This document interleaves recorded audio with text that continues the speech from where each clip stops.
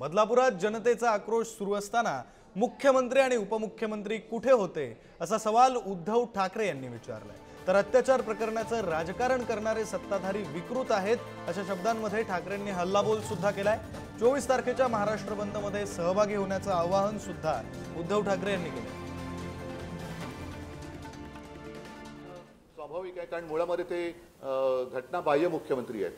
त्यांच्या आखलीचं दिवाळखोरपणाबद्दल मी काही बोलणार नाहीये, परंतु ज्याप्रमाणे त्यांनी निवडणूक डोळ्यासमोर ठेवून, आता तर मी स्पष्टच बोलतो, निवडणूक डोळ्यासमोर ठेवून जनतेचा पैसा वापरून, म्हणजे जनतेचाच पैसा जनतेवरती खिरापत वाटल्यासारखा वाटण्यासाठी म्हणून जी योजना आणले, तशी ही योजना नव्हती। हे दुष्कृत्य आहे, ही विकृती आहे आणि त्याच्यात राजकारण आणणं हे जर का या घटनाबाह्य मुख्यमंत्र्यांना वाटत असेल तर ते सुद्धा विकृत आहेत, विकृत मानसिकतेचे आहेत। सुरक्षित बहीण ही एक प्राथमिकता असली पाहिजे। जर बहीण सुरक्षित असेल तर मग लाडकी बहीण वगैरे योजना आणता येतात।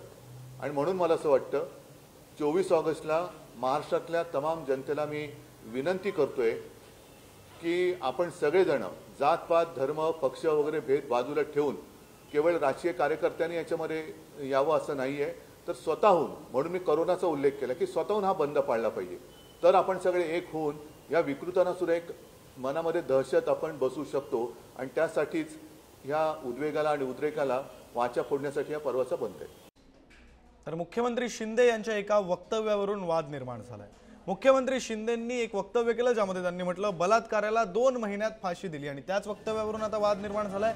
2 ते 3 महिन्यांपूर्वी एका बलात्कार प्रकरणातील आरोपीला फाशीची शिक्षा दिल्याचं शिंदे रत्नागिरीत म्हणाले। तर खोटारड्या मुख्यमंत्र्यांनी हे प्रकरण कुठलं, आरोपी कोण हे स्पष्ट करावं असं आव्हान विजय वडेट्टीवार यांनी दिले। बलात्कारासारख्या प्रकरणात तरी मुख्यमंत्र्यांनी खोटं बोलू नये अशा शब्दांमध्ये वडेट्टीवार यांनी टीका सुद्धा केली आहे। तर खोटारड्या मुख्यमंत्र्यांनी महाराष्ट्राची माफी मागावी अशी मागणी आता महाविकास आघाडीचे नेते करतात।